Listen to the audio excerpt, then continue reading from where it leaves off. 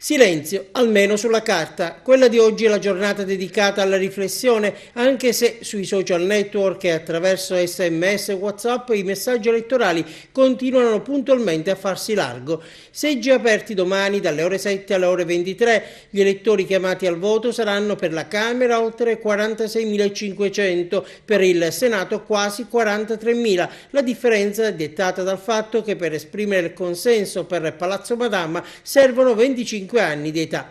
Esordio per il Rosatellum dopo 3 competizioni con il cosiddetto Porcellum. La nuova legge prevede un sistema elettorale misto sia alla Camera che al Senato.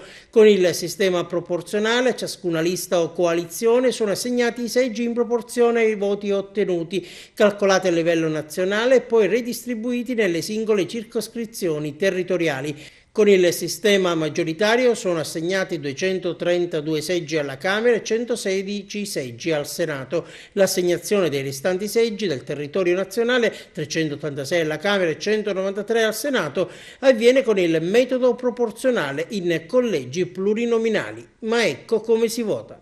Ciascun elettore avrà una scheda elettorale rosa per la Camera e una gialla per il Senato. Ciascuna scheda, in un rettangolo, ha il nome e il cognome del candidato nel collegio uninominale.